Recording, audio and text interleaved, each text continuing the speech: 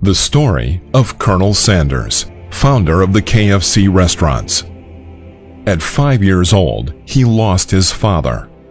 At 16, he dropped out of school. At 17, he was fired from 4 jobs.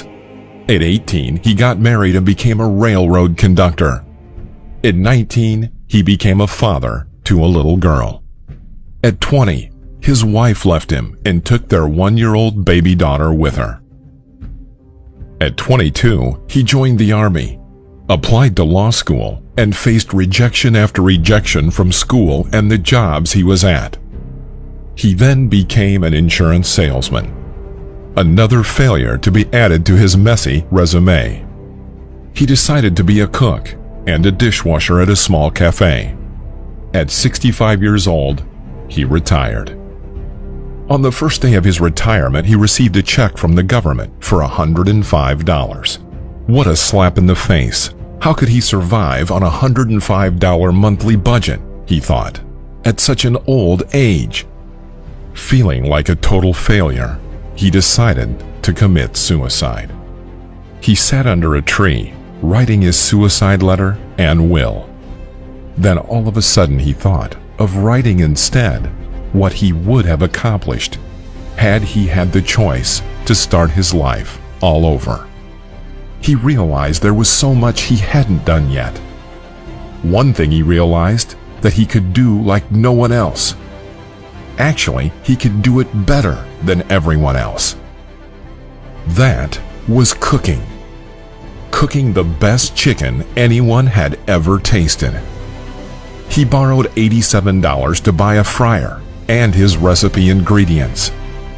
He lived on his unique fried chicken recipe, trying to sell it door to door to his neighbors in Kentucky, as well as trying to license it to restaurants. He was rejected yet again, 1,009 times from the restaurants he tried to license his recipe to. The 1,010th restaurant gave him his yes moment. KFC was born. At 88, Colonel Sanders became a multi-billionaire and KFC the second biggest food empire. Now, KFC has over 20,000 locations in 123 countries.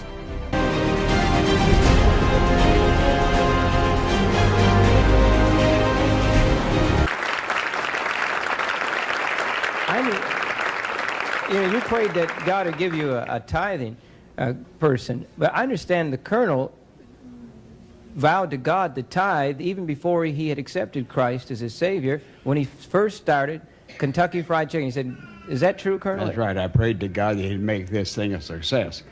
I had done so many things in life, and it had played out. Looked like the ferry boat business went out of business when they built a bridge across the river.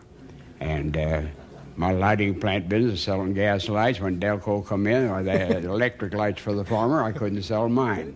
Yeah. So things just went bad for me all the way along, but I always grabbed up something that I thought was useful and good. And I wanted to be sure that this chicken looked like it was my last chance, because I'm getting pretty well up in years.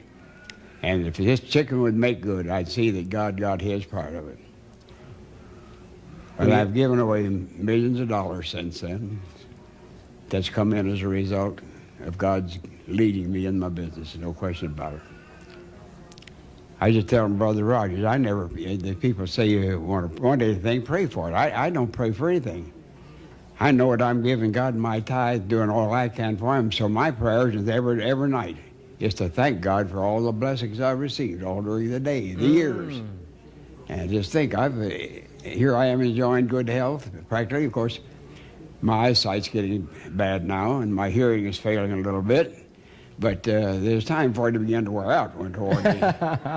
And I think I've reached that time. I still think that God's done a great thing. I don't pray for him to give me any better eyesight than I got it. Because it's his will. Be awful thankful that he's led me as far as he has. I'll tell you, at 89 years of age, I think he's doing very, very well, don't you? What a blessing. Moral of the story? You have what it takes to be successful. Don't give up.